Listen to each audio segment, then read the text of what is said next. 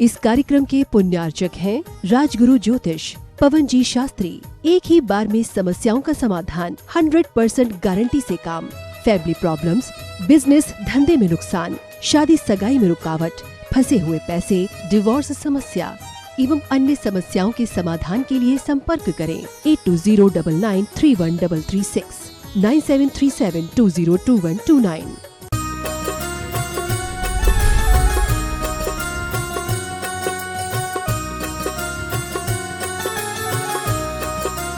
बोलिए देवादिदेव 1008 पार्श्वनाथ भगवान की जय जय जय। श्रवण संस्कृति के उन्नायक प्रातः स्मरणीय आचार्य भगवंत विद्यासागर जी महामुनि राज की जय जय जय। गुणायतन प्रणेता, शंका समाधान करता, भावना योग प्रवर्तक, तरुणाई के प्रखर वक्ता पूज्य मुनिवर श्री प्रमाण सागर जी महाराज की जय जय जय। मुनि संघ की जय जय जय। प्रिय बंधुओं, तीर्थराज सम्मेद शिखर की तलहटी गुणायतन परिसर में आयोजित देश के सर्वाधिक लोकप्रिय कार्यक्रम शंका समाधान में यहाँ उपस्थित एवं देश विदेश से जुड़े हुए उन सभी श्रद्धालुओं का जो कि पारस चैनल, जनवाणी चैनल एवं प्रामाणिक ऐप के माध्यम से इस कार्यक्रम का सीधा प्रसारण देख सुन व आनंद ले रहे हैं, उन सभी का मैं गुणायतन और श्री सेवायतन परिवार की ओर से हार्दिक हार्दिक अभिनंदन करता हूं। बंधुओं, यह कार्यक्रम प्रारंभ हो उसके पूर्व अपन चलते हैं पूज्य गुरुदेव के चरणों में वंदन कर आशीर्वाद की मंगल भावना को लेकर के। भो स्वामी नमोस्तु नमोस्तु नमोस्तु। बंधुओं, आपको विदित ही है यहाँ पर गुणायतन का जो कार्य चल रहा है वह कार्य अब बहुत शीघ्र ही पूर्ण होने वाला है। हम सभी मिलकर के तन मन धन से इसमें समर्पित होकर के आगामी 2024 हमारे लिए एक नया सवेरा लेकर के आए, ऐसा मंगल भाव भाते हुए अपन यह कार्य करेंगे। पूज्य गुरुदेव के सानिध्य में यहाँ चल रहा ये भावना योग शिविर, जिसमें बंधुओं में देख रहा हूं अनेक दूर दराज से आए लोग आज प्रथम सत्र में ही अपने आप को ऊर्जा से ऐसा भर लिया है लोगों ने, सुबह से लेकर के अभी शाम तक की क्रियाओं में मैं देख रहा हूं लोगों के अंदर की ये प्रसन्नता बता रही है कि जो आनंद आपको भावना युग में आ रहा है, इसके पूर्व तो आनंद आया होगा पर अभी का आनंद बड़ा अलौकिक है। बंधुओं, चलते हैं पूज्य गुरुदेव के चरणों में वंदन कर अपन प्रथम शंका को लेकर के मैं आवाज दे रहा हूं। हमारे बीच में अपने प्रश्न रख रही हैं स्वाति जैन दिल्ली से है और इसी के बाद तैयार रहेंगे भैया वरुण जी जैन दिल्ली से। महाराज श्री, आपके चरणों में मेरे और मेरे परिवार की ओर से सर्वप्रथम शत शत नमन। मेरा सवाल एक बहुत छोटा सा है। मैं न्यूज़ 24 सहारा समय E24 में प्राइम टाइम एंकर रह चुकी हूँ, लेकिन अब मैंने जॉब छोड़ दी है और दुख भी बहुत हुआ। कारण ये था 3 साल पहले मेरे जीवन में एक बहुत अच्छी खुशी आई, खुशी मेरी बेटी के रूप में आई थी। तो मुझे ऐसा लगता है कि इस वक्त उसको मेरी ज़्यादा ज़रूरत है, उसको संस्कारों की बहुत ज़्यादा ज़रूरत है, क्योंकि कहीं ना कहीं जीवन में अगर मैं आगे बढ़ गई तो संस्कारों के लिए वो पीछे रह जाएगी। तो ऐसी मेरी जैसी करोड़ों महिलाएं हैं जो अपने परिवार और प्रोफेशन में से कई बार एक को चुनना होता है, तो उन लड़कियों का समाधान अगर गुरुवर आप कर सके तो। देखिए, बहुत अच्छी बात आपने की है। बात सही है कि जिस मुकाम पर आप पहुंची उसे हर कोई नहीं पा पाता, लेकिन एक बात सदैव ध्यान रखो, थोड़ी देर के लिए कल्पना करो, आपकी माँ अगर आपके साथ नहीं होती तो आज जहाँ आप पहुँच पाई वहाँ पहुँच पाती क्या? तो क्या आपको ऐसा नहीं लगता कि मेरी बेटी या मेरे बच्चों के लिए मेरी उपस्थिति ज़्यादा जरूरी है ना? तो मैं यही कहूँगा कि जॉब से कुछ पैसे आते, बैंक बैलेंस बढ़ता, हर महीने कुछ ज्वेलरी खरीदती, सही बात, थोड़ा कुछ मौज मस्ती करते, पर अपने बच्चे के पालन से अपने पूरे परिवार के भविष्य को संवार रही है। क्या ये जॉब से बड़ा नहीं है? बिल्कुल बिल्कुल महाराज श्री, बिल्कुल बड़ा। इसलिए मैं आपके माध्यम से उन तमाम महिलाओं को कहूँगा जो जॉब कर रही हैं, करे, लड़कियां पढ़ लिख कर आगे बढ़े, मैं इससे सहमत हूँ, लेकिन जॉब तभी करे जब उसकी ज़रूरत हो, और घर के संचालन को भी अपनी एक बड़े जॉब के रूप में देखे, उसे कमतर ना आके। ये बात सदैव ध्यान में रखे कि पुरुष बड़े बड़े प्रावधान प्रस्तुत कर सकते हैं, लेकिन घर की आंतरिक व्यवस्था का संचालन उनके बस की बात नहीं है, ये एक महिला ही कर सकती है। दूसरी बात, बच्चों को सबसे ज्यादा आवश्यकता अपने मां की निकटता की है। आज से लगभग 40 वर्ष पूर्व रशिया में एक शोध हुआ। कुछ सद्य प्रसूत बंदरियों को उनकी माँओं के पास रखा गया और कुछ को कृत्रिम मशीनी बंदरियों के पास रखा गया। दोनों को एक सा पोषक तत्व दिया गया। देखा यह गया कि दोनों का शारीरिक विकास तो समान हुआ, लेकिन जिन्हें कृत्रिम मशीनी बंदरियों के पास रखा गया वे सारे बंदर भावनात्मक रूप से रुग्ण थे, उनका भावनात्मक विकास नहीं हो पाया। उस अध्ययन के निष्कर्ष में यह कहा गया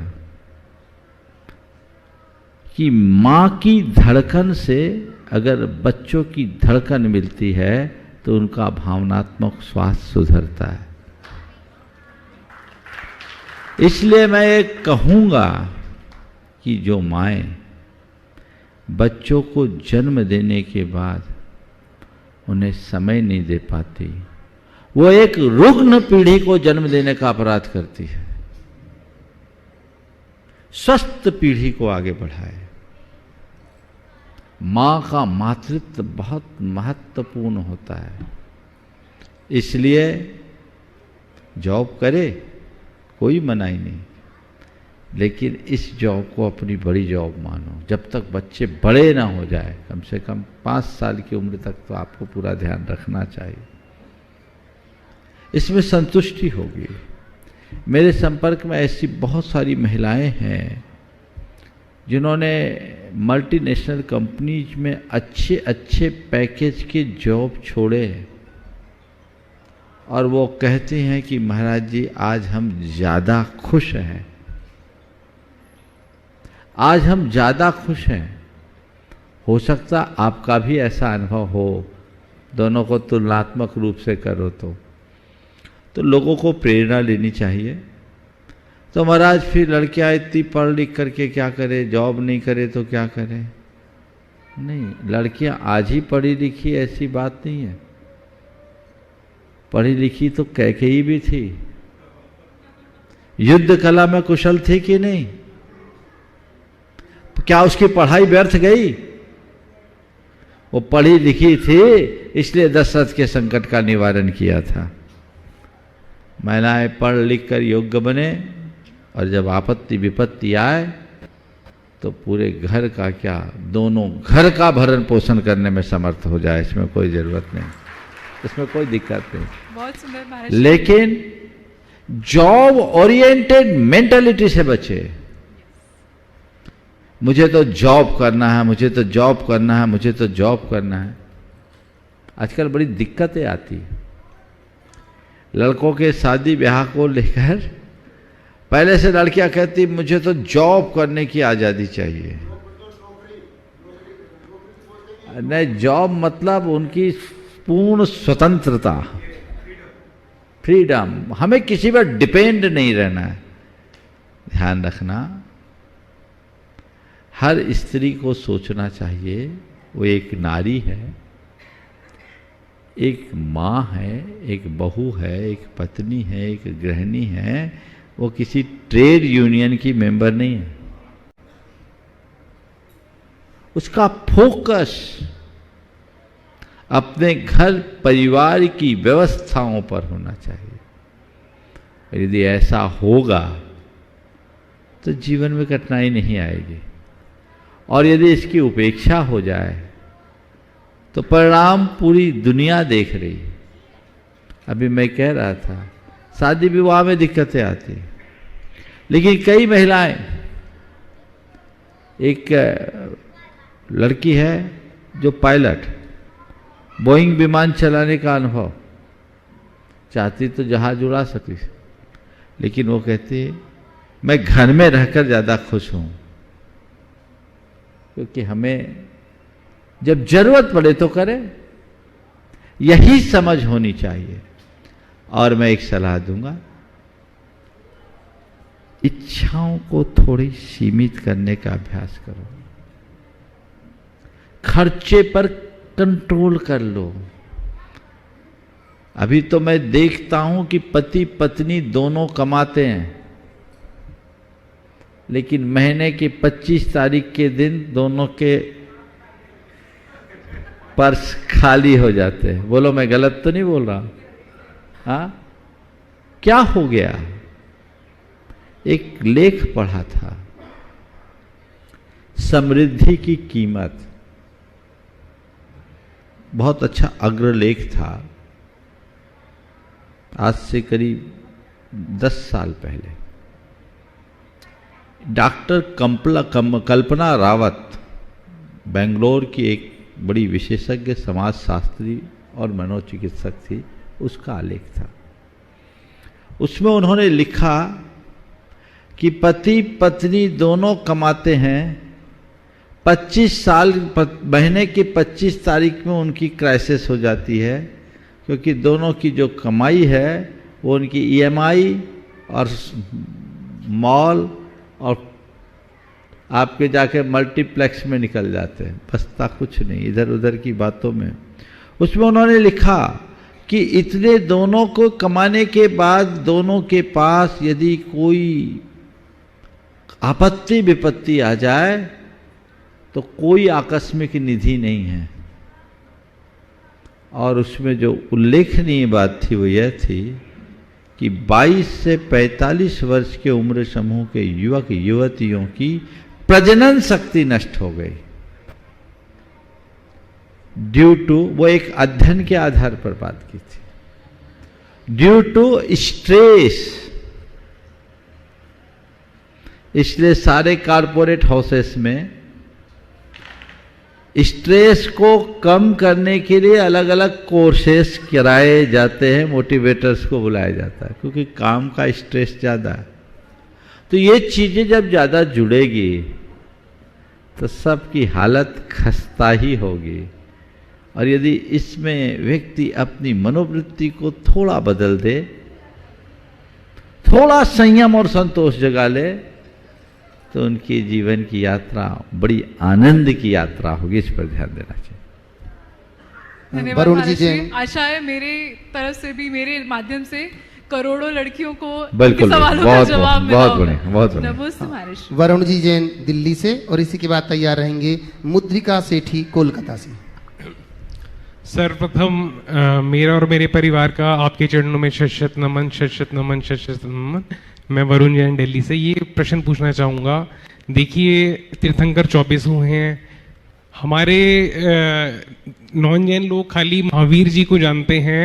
हमारे जैन में भी अगर पूछा जाए तो आदिनाथ भगवान, महावीर भगवान, पर बहुतों का प्रश्न ये रहता है कि हाँ भैया, अगर बाकी तीर्थंकर फेमस नहीं हुए तो उनके क्या यश में कुछ कमी रह गई। और उसी के साथ एक मैं प्रश्न जोड़ता हूँ, तो आजकल एक याद करवाने का तरीका ये हो गया कि हाँ भैया, शनिवार को आप मुनि सुव्रतनाथ भगवान का अध्ययन कीजिए, मंगलवार के दिन वासुपूज्य, संडे को पारसनाथ। तो क्या ये कितना एक लिमिट तक सही है? देखिए, जहाँ तक 24 तीर्थंकर भगवंतों के नाम न जानने की बात है, मैं कहता हूँ कभी मेरी भी ऐसी स्थिति थी जब तक मैं संघ में नहीं आया था। जिस समय मैं संघ में आया, अगर मुझसे कोई पूछ लेता कि शीतलनाथ भगवान कौन से तीर्थंकर हैं, तो शायद मुझे अगल बगल देखना पड़ता। इसमें दोष आज की पीढ़ी का कम, अभिभावकों का अधिक है। मैंने पहले भी ये चर्चा में बात की थी। क्यों न घर में ऐसी परंपरा डाली जाए कि हम प्रत्येक घर के हर सदस्य अपने मूल आराध्य 24 तीर्थंकरों का स्तवन जरूर करें। 24 भगवान का नाम पूरे घर भर के लोग रोज बैठ कर के करते रहे तो फिर घर का कोई सदस्य उसको भूल पाएगा क्या? हम नमोकार तो सिखा देते हैं, 24 भगवान के बारे में भी रोज ये करे। बड़ा आसान सा तरीका, ऋषभाजित संभव अभिनंदन सुमति पदम सुपास जिन राय चंद पहुप शीतल श्रेयांस पुनिवास पूज्य पूज्य राय विमल अनंत धर्म जस उज्ज्वल शांति कुंथ अर मल्ली मनाय मुनिषु व्रत नमिने पार्श जिन वर्ध मान पद शीश नवाय। इतना ही तो करना है। 24 भगवान का नाम स्मरण हो गया। और ये कितने लिमिट बता रहा हूं, ये बहुत कम समय में हो सकता है। ये परिपाटी घरों में डालनी चाहिए। सुबह उठ के या सोने से पहले घर के हर सदस्य को ऐसा करना चाहिए। इसकी शुरुआत आज से ही हो जाए तो ये समस्या नहीं रहेगी कि हम 24 भगवान के नाम नहीं जानते। रहा सवाल वर्तमान में सभी भगवान की मान्यता समान न होने का, इसमें भगवान का कोई रोल नहीं है। भगवान तो अपने सारे कर्म काट करके मोक्ष चले गए।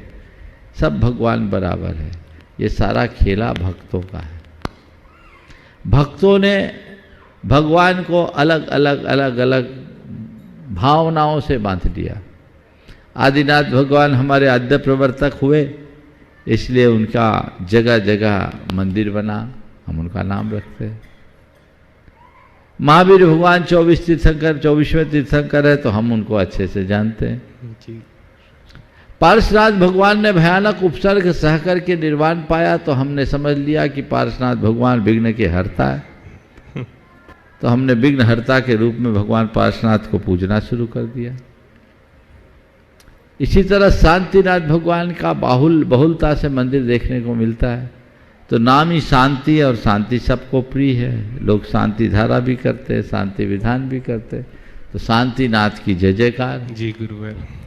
चंदा प्रभु भगवान के साथ कई चमत्कार हुए। आचार्य समर्थभद्र महाराज के काल में 2वीं शताब्दी में जो वाराणसी में भगवान चंदा प्रभु प्रकट हुए, अन्य कई चमत्कार हुए। सोनागिरी का भी चमत्कार प्रकट हुआ। तो ऐसे बढ़ गए। तो ये रोल भक्तों का है।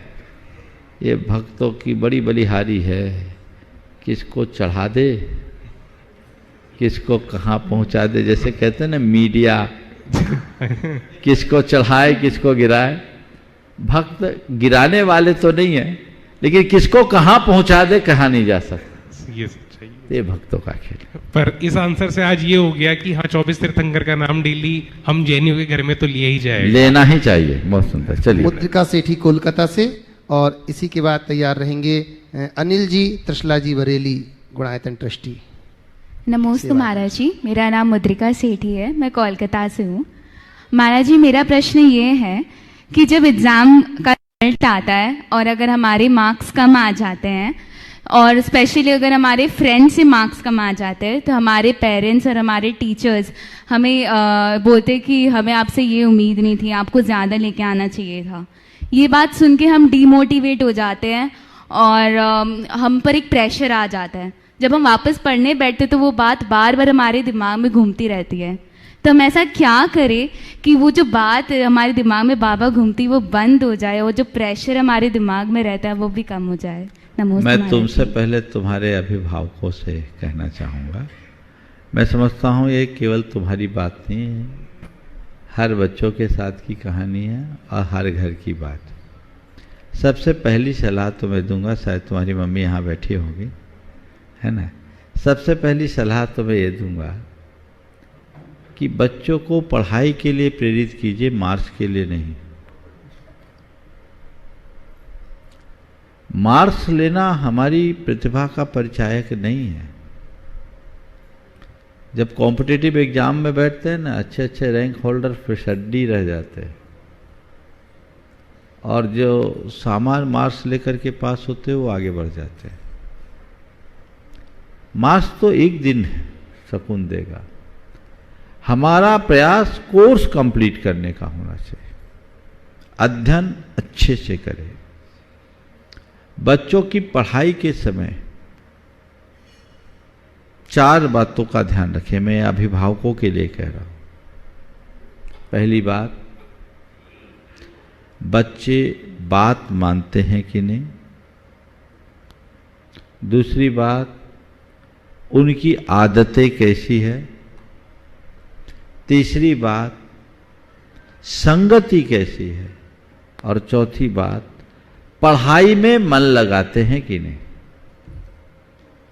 यदि ये चारों बातें पॉजिटिव है ना, तो बच्चों के प्रति एकदम निष्फिक्र हो जाओ, तुम्हारा बच्चा कुल को रोशन करेगा। ये चारों बातें, इस पर ध्यान देना चाहिए। तेरे मार्क्स उससे कम, ये कंपैरिजन नहीं होना चाहिए जो ज्यादातर लोग करते हैं। मार्क्स क्या काम, पढ़ाई अच्छे से करे, आगे बढ़े,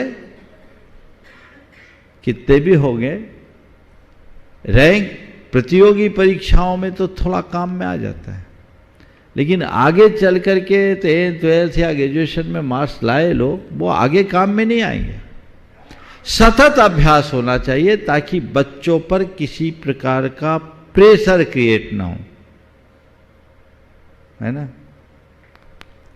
और बच्चों को चाहिए कि माँ बाप की अपेक्षाओं में खरे उतरे और ये चारों बातों को अपने जीवन में उतार ले।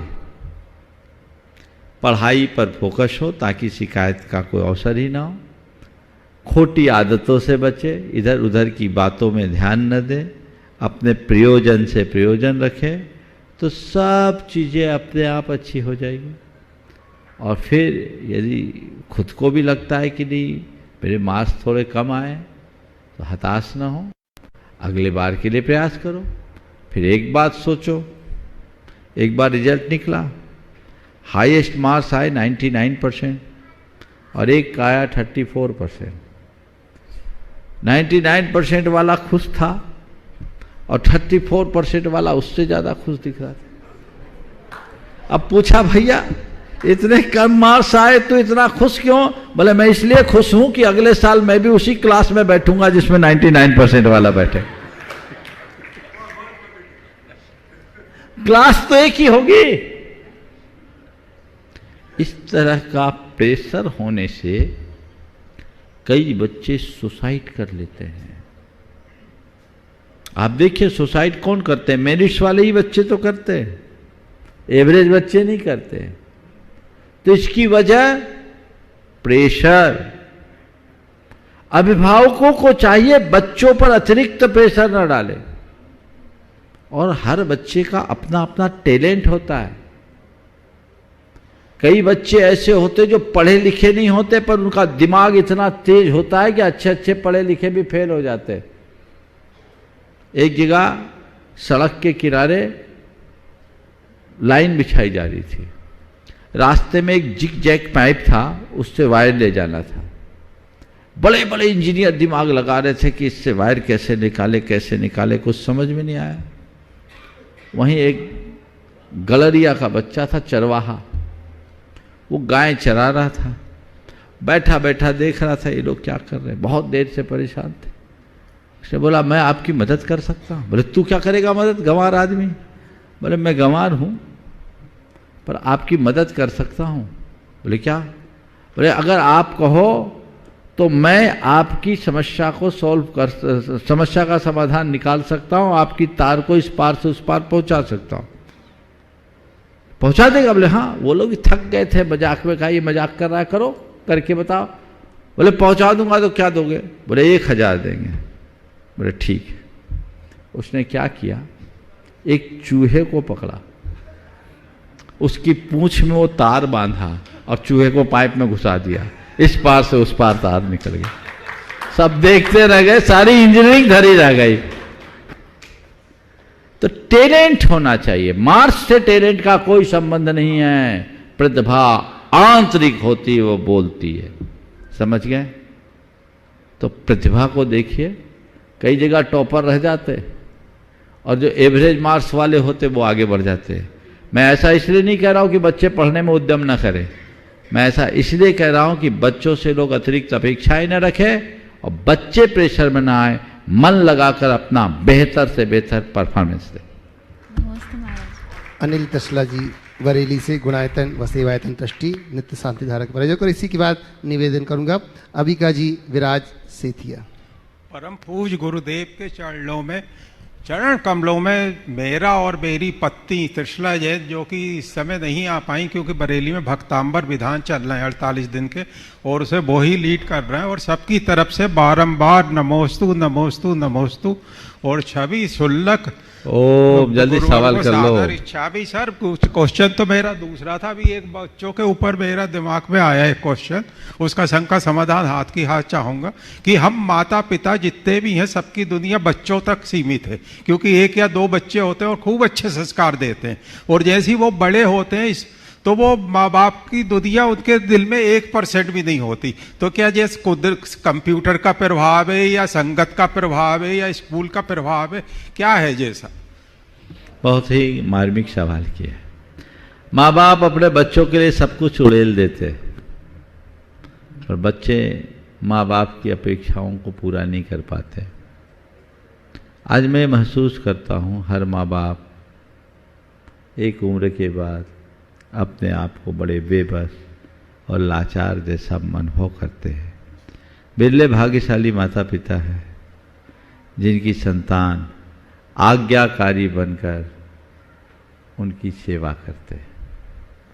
आपने पूछा ये सब किस कारण से होता है, मैं इसे कलयुग का ही प्रभाव मानूंगा। माँ बाप की सेवा करनी ही चाहिए, लेकिन इसकी एक वजह है।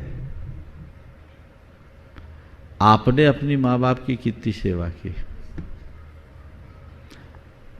गुरुदेव हमारी तो पीढ़ी वो है, बड़े लोगों से इज्जत करने की खातिर दबे और छोटों से इज्जत बचाने की खातिर दब रहे हैं। मैं बता रहा हूं, सो सुनो मेरी बात को। एक पहले संयुक्त परिवार होता था, तो संयुक्त परिवार में हम लोग एक दूसरे को देखते थे, परस्परता, प्रेम, आत्मीयता के संबंध स्वाभाविक रूप से होते थे। आज की पीढ़ियों में आपने भी नौकरी की, जहां आपकी जॉब लगी वहां गए, माँ बाप से दूर रहे होंगे, तो आपने अपने बच्चों को देखा, बच्चों ने आपको देखा, लेकिन आपने अपने माँ बाप की जो सेवा की वो नहीं देख पाए। बच्चे सीखे ही नहीं। और दूसरे शब्दों में बोलूं तो शायद थोड़ा कड़वा लग सकता है, आपने अपने बच्चों की चिंता करी, आपने माँ बाप को कम देखा। आपके बच्चे भी अपने बच्चों की चिंता करेंगे, आपकी चिंता क्यों करेंगे? ये चल रहा है, जो एक कड़वा सत्य है। इसलिए मैं एक सुझाव देता हूं, मेरी नजर में ये सकारात्मक है। वो क्या है? बच्चों को पाल पोस कर खड़ा कर दो और अपना रास्ता पकड़ लो। ये हो गुरुदेव। वानप्रस्थी बनो, सन्यास का मार्ग अपनाओ। अगर सन्यास के रास्ते को अंगीकार कर लोगे तो आखिरी समय तक पूजे जाओगे, और नहीं तो शेर की तरह जीने वाले कुत्ते की मौत मरोगे। जयकारा गुरुदेव का, जय जय गुरु। बहुतों को देखा है मैंने। अभी से रास्ता पकड़ लो, अपेक्षा ही मत रखो। बच्चों को जो देना है उतना दो, बाकी अपनी दोनों जेब गरम रखो। हाँ, उसके बिना काम नहीं चलेगा। जब तक जेब है गरम रखो, या बिना जेब के रहो, तीसरे का कोई काम ही नहीं।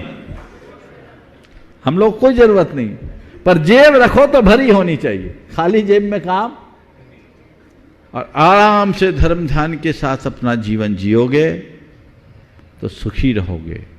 साधना में अपने आप को मोड़ लोगे तो कोई कठिनाई नहीं होगी। कई जगह बच्चों के साथ एक समस्या है। ऐसा नहीं है कि सारे बच्चे नालायक हैं, बच्चे चाहते हैं पर रह नहीं पाते। आपका घर कहीं है, उनकी जॉब कहीं है, क्या करें? आपने पढ़ाया भी तो उनको वैसे ही है।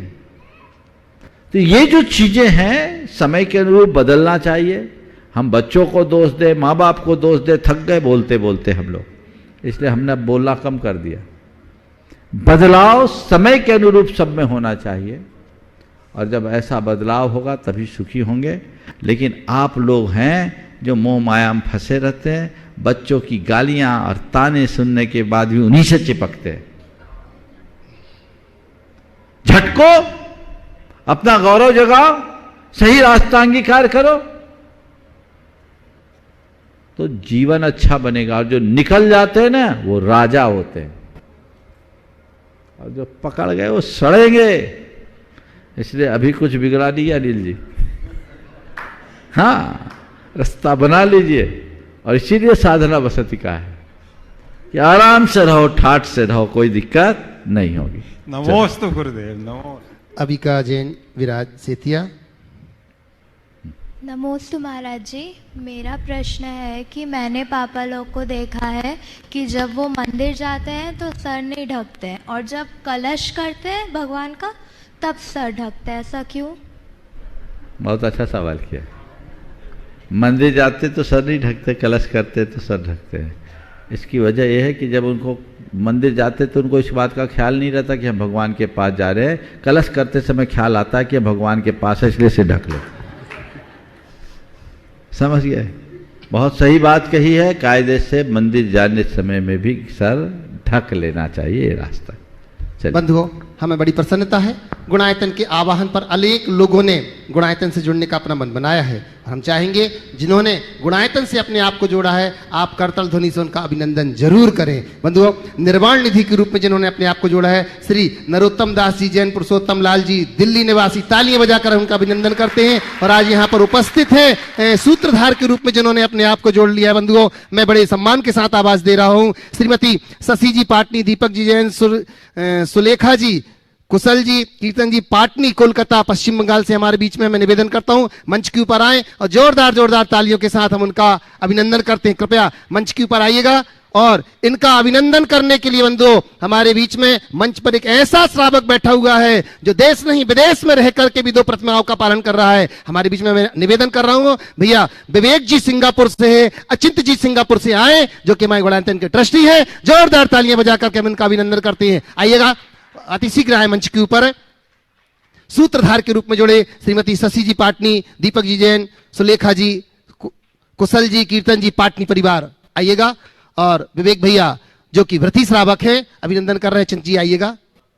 पूरा परिवार, निवेदन करता हूं पूरे परिवार के साथ आए और पुनः जोरदार करताल ध्वनि से हम इनका अभिनंदन करते हैं। इसी के बाद बंधुओं, मैं निवेदन करूंगा जो हमारे बीच में श्रीमान जो सूत्रधार के रूप में जुड़े हैं, श्री राहुल जी जैन, श्रीमती अंजुला जी जैन, शुभम प्रिय जैन, नेहा अंकुश जैन, मेरठ उत्तर प्रदेश से। मैं निवेदन कर दूं वो अति शीघ्र मंच के निकट आ जाएं और इनका अभिनंदन करने के लिए मैं बड़े सम्मान के साथ आवाज दे रहा हूं। बंधुओं, हमारे बीच में श्रीमती निशा जी पहाड़िया जो कि जयपुर से शिरोमणि संरक्षक गुणायतन की, निवेदन करता हूं आइएगा। और श्री अनिल जी जैन बरेली से जो कि गुणायतन के ट्रस्टी हैं, इनका अभिनंदन करेंगे। और साथ ही साथ बंधुओं श्री प्रदीप जी विनायका हजारीबाग से बंधु हमारे बीच में है। मैं निवेदन करता हूं इनके अभिनंदन में अपना सहयोग देंगे। जोरदार तालियों के साथ अभिनंदन करते हैं। श्रीमती निशा जी पहाड़िया गुणायतन के शिरोमणि संरक्षक और अनिल जी बरेली से गुणायतन ट्रस्टी, श्रीमान प्रदीप जी विनायका हजारीबाग से अभिनंदन कर रहे हैं हमारे नए सूत्रधार का। आगे आइएगा और थोड़ा सा, बहुत बढ़िया, बजाय ताली, अभिनंदन करते हैं इनका बंधुओं। वही बंधुओं जिन्होंने अपने आप को निर्वाण मित्र के रूप में जोड़ा है, ऐसे निर्वाण निधि से निर्वाण मित्र के रूप में आए श्री बाबूलाल जी जैन, श्रीमती मीना जी जैन, संदीप जी जैन, संदेश जैन, भिलाई दुर्ग छत्तीसगढ़ से हमारे बीच में है। निवेदन करता हूं कृपया यहां आए और इनका अभिनंदन करने के लिए मैं बड़े सम्मान के साथ आवाज दे रहा हूं, जिनका पता ही गुणायतन है। हमारे गुणायतन के सीईओ सुभाष जी यहां पर उपस्थित हैं और सीएफओ श्रीमान सुनील जी रेखा जी यहां उपस्थित आए, इनका अभिनंदन करेंगे जोरदार तालियों के साथ।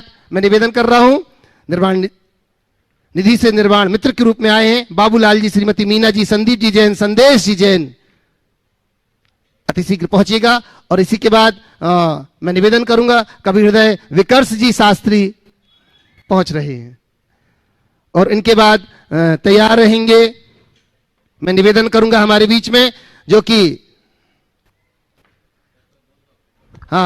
श्री सलोनी जी गुवाहाटी से हमारे बीच में है, जो कि शिरोमणि संरक्षक हमारे सुरेंद्र जी की सुपुत्री हैं, वो तैयार रहेंगे। विकर्ष जी अपनी बात। बोलिए परम पूज्य भावना योग प्रवर्तक प्रखर वक्ता पूज्य मुनि श्री प्रमाण सागर जी महामुनि राज की जय हो। अभी आने नहीं आया, ऊर्जा के साथ चेतना के साथ जयकारा लगाइए, दोनों हाथ को आकाश की असीम ऊंचाइयां दीजिएगा। बोलिए परम पूज्य मुनि श्री प्रमाण सागर जी महामुनि राज की, मुनिराज की, मुनिराज की। देखिए निश्चित ही हम सभी लोग इस भावना योग में आए हैं, और मैं ये भावना योग कैसा है, भावना योग ने हमें क्या दिया है और आने वाले समय में क्या होगा इस भावना योग के माध्यम से, मैं आपके सामने ये पंक्तियों के सामने रखता हूं। अभी रख कि तन स्वस्थ और मन मस्त सदा चेतन प्रशस्त हो जाता है। एक एक पंक्ति आप सुनिएगा, आपको लगेगा कि ये भावना योग समाहित है इसमें। तन स्वस्थ और मन मस्त सदा चेतन प्रशस्त हो जाता है, जो गहराई में जाता है वो अपने में खो जाता है, जो गहराई में जाता है वो अपने में खो जाता है। ये प्रार्थना है प्रतिक्रमण, ये प्रत्याख्यान है सामायिक। 4 स्तंभ हैं इसके भावना योग के। ये प्रार्थना है प्रतिक्रमण, ये प्रत्याख्यान है सामायिक। दोषों को दूर करे हर क्षण, मन से बच से हो या कायिक। दोषों को दूर करे हर क्षण, मन से बच से हो या कायिक। मैं स्वस्थ हूं, मैं मस्त हूं, जो बार बार दोहराते हैं। पूज्य गुरुदेव जब कहते हैं कि मैं स्वस्थ हूं, मैं मस्त हूं, जो बार बार दोहराते हैं, मैं दावे से कहता हूं कि वो स्वतः स्वस्थ हो जाते हैं। मैं दावे से कहता हूं कि वो स्वतः स्वस्थ हो जाते हैं। अरे योग भावना की औषधि का मिलकर सभी प्रसार करो। जितने लोग यहां पर आए हैं और यहां से जाने के बाद आपको ये औषधि मिली है, तो आपका ये दायित्व तो बनता है कि आप और जन जन तक पहुंचाएं, जन जन को लाभ मिले। तब मैं कहता हूं कि योग भावना की औषधि का मिलकर सभी प्रसार करो। गुरुवर प्रमाण ने दी औषधि, मिलकर के जय जयकार करो। गुरुवर प्रमाण ने दी औषधि, मिलकर के जय जयकार करो। ऐसे गुरु कारण सदियों में हम कभी चुका ना पाएंगे। ऐसे गुरु कारण सदियों में हम कभी चुका ना पाएंगे, और युगों युगों तक जिह्वा से गुरुवर के गान को गाएंगे, गुरुवर के गान को गाएंगे। बोले परम पूज्य भावना योग प्रवर्तक पूज्य मुनि श्री प्रमाण सागर जी महामुनि राज की जय हो। जयकारा गुरुदेव का जय जय। और जोरदार तालियों से हम अभिनंदन करते हैं विकर्ष जी साथ का। और मैं निवेदन कर रहा हूं, प्रश्न के लिए यहाँ पर पहुंच रही है शिरोमणि संरक्षक गुवाहाटी से सुरेंद्र जी की पुत्री सलोनी बिटिया यहाँ आ रही है, और रचित जैन अपना प्रश्न रख रहे हैं। और इसी के बाद मैं निवेदन करूंगा हमारे बीच में हमारे व्रती श्रावक सिंगापुर से विवेक भैया जी। नमोस्तु महाराज जी, नमोस्तु नमोस्तु नमोस्तु। मैं सलोनी जैन गुवाहाटी से आई हूँ। ये भावना योग का जो कार्यक्रम आप करा रहे हैं बहुत अच्छा लग रहा है। पहले मैं विधान के लिए आई थी, लेकिन इस बार ज़्यादा अच्छा लग रहा है ये करके। और तो नमोस्तु महाराज जी। तो हम लोग जैसे बाहर पढ़ने जाते हैं, तो उधर ना चाहकर भी अपन कहीं ना कहीं से कुछ बिना चाहकर भी पाप हो जाता है, मतलब करना नहीं है, मजबूरी रहती है। तो वो सब को कैसे मैनेज करें? देखिए बहुत अच्छी बात है। बच्चे तो आजकल प्रायः बाहर ही जाते हैं पढ़ने के लिए। बाहर जाना है जाओ, पर हमारी कुछ ऐसी लिमिटेशंस होनी चाहिए, एक बाउंड्री लाइन होनी चाहिए जिसको हमें कभी भी क्रॉस नहीं करना। उसके लिए दृढ़ संकल्प लेना चाहिए, और बाकी चीज़ें हो जाए चलेगा, लेकिन ये मेरे जीवन की बाउंड्री लाइन है, ये मेरे जीवन की लक्ष्मण रेखा है, इसे मुझे प्राणपण से निभाना है। और एक बात सदैव ध्यान रखना, जो मनुष्य अपने संकल्पों में दृढ़ रहता है, पक्का होता है, वही जीवन में सफल होता है। जिसके संकल्प शिथिल होते हैं वो जीवन में कभी आगे नहीं बढ़ पाता।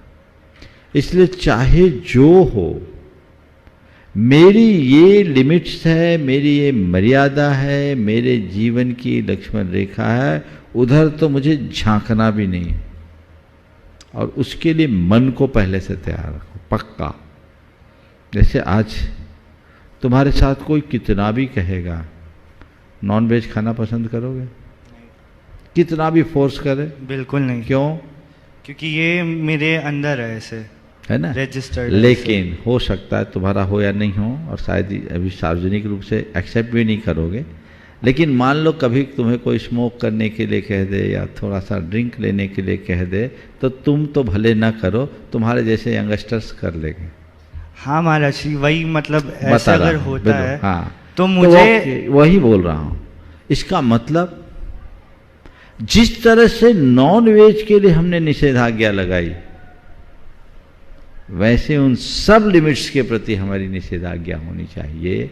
और जिस दिन ठान लोगे, अंदर से संकल्पित हो जाओगे, तुम्हें कोई नहीं भटका पाएगा।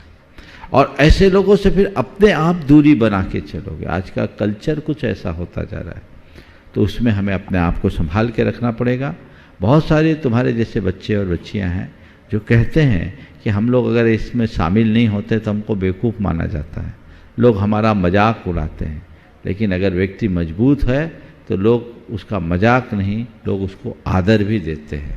हम वो उस रास्ते में आए, और कोई हमारा मजाक उड़ाए हम उसको सह लें, लेकिन गंदा काम करके जीवन को मजाक बनने से बचाएं।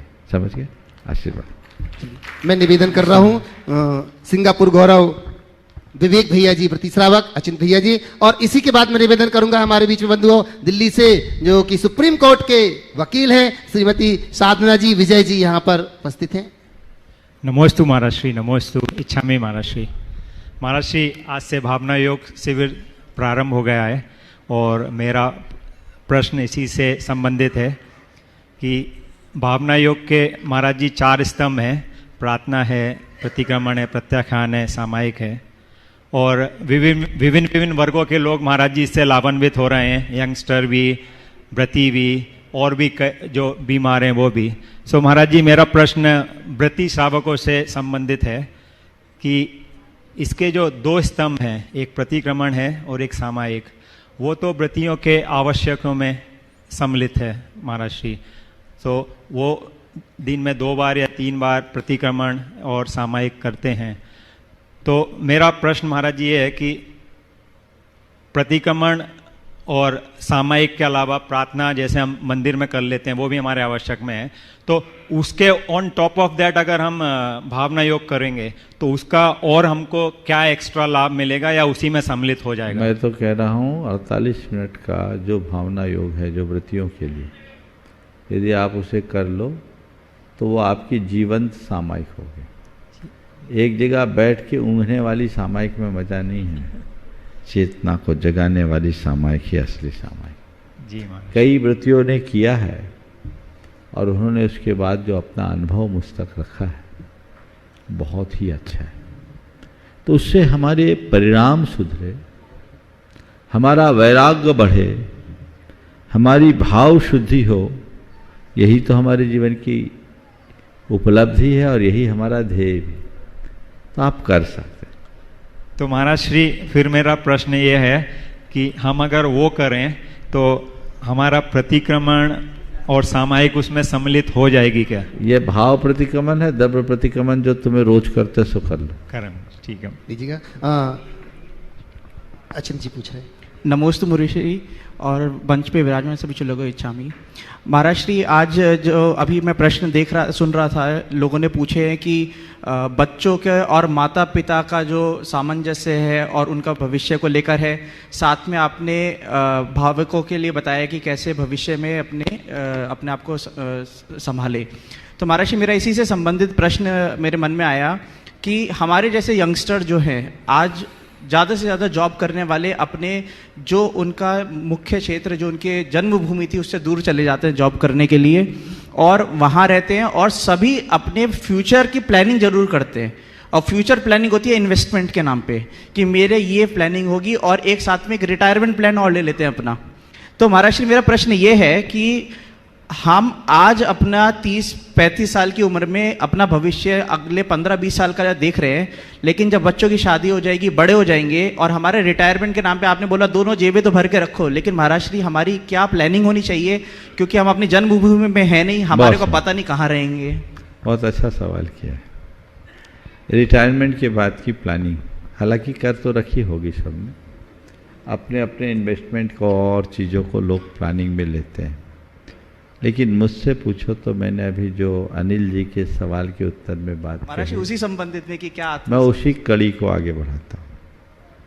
गृहस्थों के जीवन में 4 आश्रम हैं, ब्रह्मचर्य आश्रम, गृहस्थ आश्रम, वानप्रस्थ आश्रम और चौथा संन्यास आश्रम।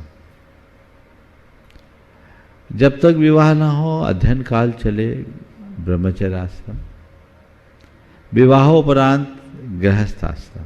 अभी आप सब गृहस्थ आश्रम में, गृहस्थ आश्रम में कब तक रहो? जब तक तुम्हारे गार्हस्थ्यिक दायित्व पूरे ना हो, बच्चे बड़े ना हो जाए, पैरों पर खड़े ना हो जाए, उनको आप सेटल ना कर दो, जिम्मेदारियां पूरी ना हो।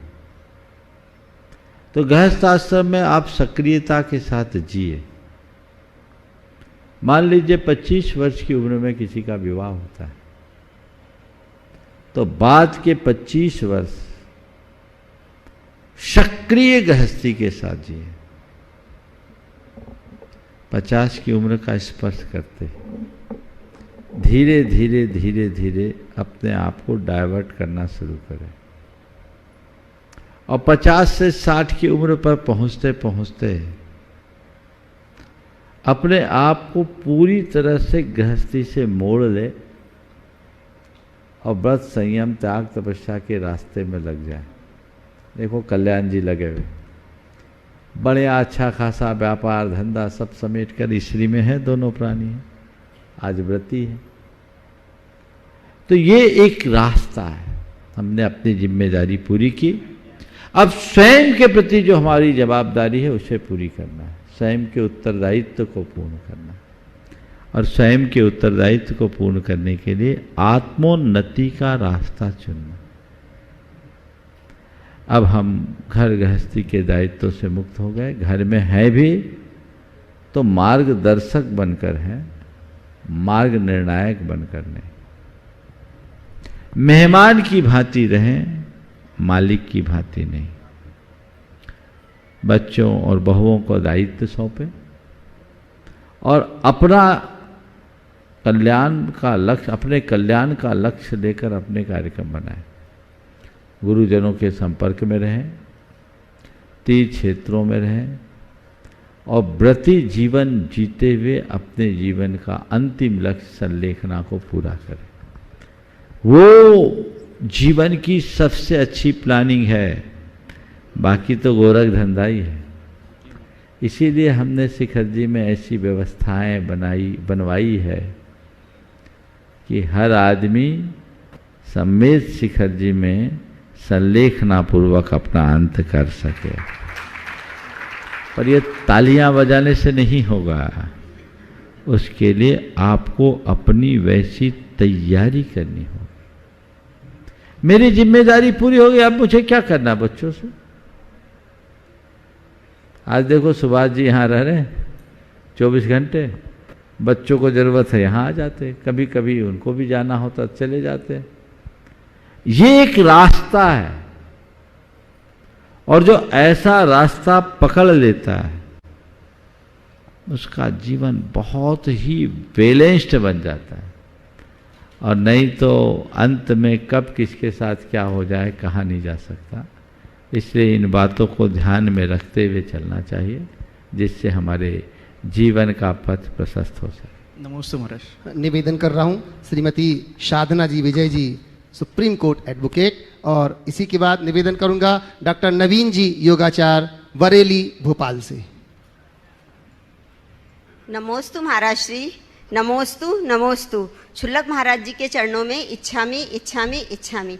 महाराज श्री, महान कवयित्री महादेवी वर्मा के जीवन गाथा में पढ़ने में आया था कि सफलता और जीत में बहुत फर्क होता है। सफलता सतही होती है और जीत का संबंध गहराई से होता है। रावण, कंस जैसे लोगों ने जीवन के हर क्षेत्र में सफलता अर्जित की, लेकिन वास्तविक विजय उन्हें कभी प्राप्त नहीं हुई। जीत हासिल करने में वे हमेशा नाकामयाब रहे। तो महाराज जी, सफलता और जीत के इस अंतर को कैसे समझा जाए? बहुत अच्छी व्याख्या की। सफलता और जीत में मौलिक अंतर है। सफलता सतही होती है और जीत गहरे तक उतरी होती है। आपने पूछा है सफलता और जीत के अंतर को कैसे समझें। बहुत अच्छा उदाहरण दिया रावण और कंस जैसे लोगों का। अगर मुझसे दोनों में अंतर आप पूछते हो तो मैं इसे दूसरे तरीके से देखता हूँ। किसी निर्धारित लक्ष्य को प्राप्त कर लेना सफलता है जी। किसी निर्धारित लक्ष्य को प्राप्त कर लेना सफलता है और सब प्रकार की दुर्बलताओं को दूर कर देना जीत है। सफलता पाने के बाद भी व्यक्ति विफल, हताशा पा सकता है, लेकिन जीत पाने वाला व्यक्ति कभी हारता नहीं, आगे ही बढ़ता है। तो हमारा लक्ष्य सफलता न होकर विजय का होना चाहिए, और वह विजय भी बाहरी विजय नहीं, भीतरी विजय। दूसरों की जय से पहले खुद की जय करें कि उक्ति को चरितार्थ करके चलना चाहिए। यदि हम कर लेते हैं तो हमारे जीवन में चार चांद लगे। जी महाराज, नमोस्तु महाराज जी, नमोस्तु। योगाचार्य डॉक्टर नवीन जी बरेली भोपाल से, और इसी के बाद मैं निवेदन करूंगा हमारे बीच में शिरोमणि संरक्षक आरती जी कन्नौज से। नमोस्तु मनुश्री। महाराज श्री, मैं लगभग 29 वर्षों से योग एवं प्राकृतिक चिकित्सा जुड़ा रहा, और इसके बारे में जानकारी आचार्य भगवंत श्री विद्यासागर महाराज ने जब हमको बुला के कहा कि आपको इसका अध्ययन करना है भाग्योदय के लिए, तो उस समय नहीं पता था कि प्राकृतिक चिकित्सा इतनी बड़ी देन गांधी जी की भारत के लिए हो सकती है। सस्ती चिकित्सा है लेकिन आज महंगी होकर कुछ जगह तक सीमित रह गई है, और अहिंसक चिकित्सक है। अधिकांश जैन समाज मजबूरी में दवाइयां खा रही है जो हिंसक है। अगर प्राकृतिक योग के साथ साथ, भावना योग के साथ साथ प्राकृतिक चिकित्सा का, अगर इतने सारे पूरे देश में धर्मशालाएं खाली पड़ी हुई हैं, अगर ये व्यवस्था इनके ट्रेनिंग करके अगर इसका प्रयोग किया जाए, मिट्टी पानी धूप हवा सौ की एक दवा, तो संलेखना में बड़ी सहयोगी हो सकती है धर्म ध्यान में। नमस्ते। आप भावना भाई, बहुत जल्दी वो भी साकार होने वाली है। एक बहुत बड़ी परियोजना मेरे मानस में है जो अपना मूर्त रूप लेने वाली है। नमस्ते महाराज। लीजिएगा, निवेदन कर रहा हूं शिरोमणि संरक्षक आरती जी कन्नौज से, और इसी के बाद मैं निवेदन करूंगा ब्रह्मचारिणी सुनीता दीदी जी भाषा, जिन्होंने आज शिविर का शुभारंभ उद्घाटन किया। श्रद्धा न थो अक्षय कीर्ति, झुक झुक करती जिन्हें प्रणाम, अधर अधर पर कौन लिख गया, प्रमाण सागर गुरुवर का नाम। नमोस्तु गुरुवर, नमोस्तु गुरुवर। सभी छिल्लक महाराज जी के चरणों पर इच्छामी इच्छामी इच्छामी। हे गुरुवर, मैंने कहीं पढ़ा था, मौत अगर मुश्किल है तो जीना उससे भी ज़्यादा मुश्किल है। मौत को आसान मानने वालों, जीना बहुत मुश्किल है। तो हे गुरुवर, हम किस तरह का जीवन जिएं कि जीवन तो आसान हो, साथ साथ मौत भी आसान हो जाए। मौत यदि मुश्किल है तो जीना और अधिक मुश्किल है। मौत को आसान मानने वालों, जीना उससे भी मुश्किल है। आपका पूछना है हम किस तरह से जिए कि हमारी जीवन के साथ मौत भी आसान हो। मैं एक ही बात कहूँगा, जीवन जियो, इस तरीके से जियो कि मौत का भय ना हो, हर पल जीवन का रस ले सके, पर सामने मौत दिखती रहे।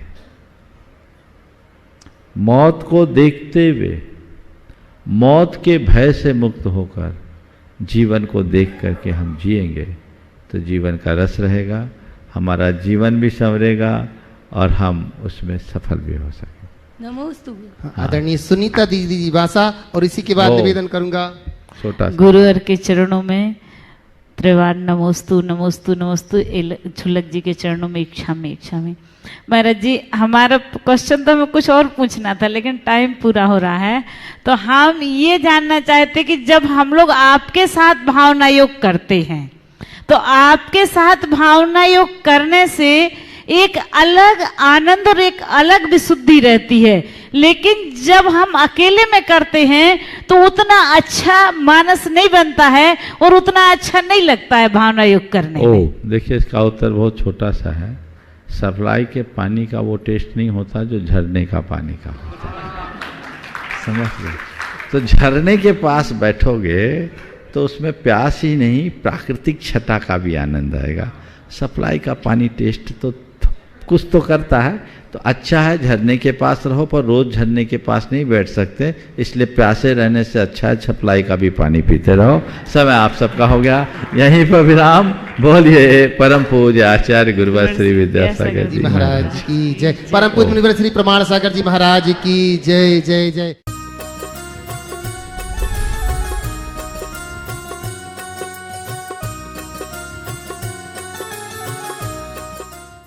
इस कार्यक्रम के पुण्यार्जक थे राजगुरु ज्योतिष पवन जी शास्त्री। एक ही बार में समस्याओं का समाधान, 100% गारंटी से काम।